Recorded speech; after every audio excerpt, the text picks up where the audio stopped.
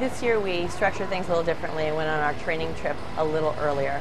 So we returned to Boston on January 11th and then swam Brown on the 14th. And it was just a great way to come back from training trip, back from swimming meters for 7 days to yards and to get up and race. And they really did a very good job coming together as a team and getting back into racing, because it had been over a month since we had any competition aside from an ocean swim down in St. Croix.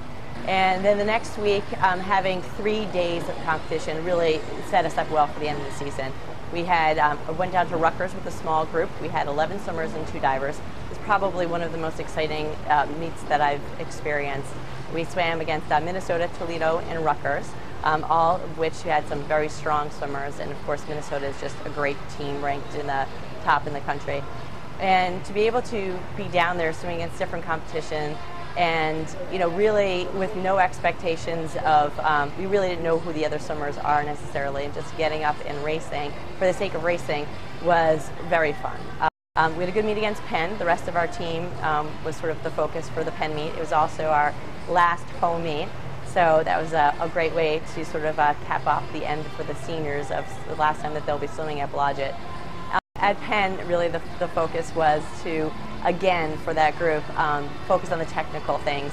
And also, we're starting to narrow down events. So we try to train people for more than 3 events and then narrow it down by the end of the season, because at the conference meet, everyone can only swim 3 events. So we try to, at this point, look for people's hidden talents and see where we can put the best lineup together for the Ivy Championships at the end of the year. Ending with Yale and Princeton is a great way to end the dual meets.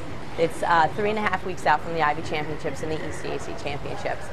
And, our team right now is incredibly close. We have really strong leadership from the senior class and the junior class right behind them. So that is really setting the tone for what they want to do, how they want to handle these meets, how they want to approach it. And I haven't heard one person talk about times at all or their individual goals. For the most part, it's team goals. It's making sure that they're racing, knowing how to get their hand on the wall first. And to me, that's really important, because that's when you know that your team is ready to compete.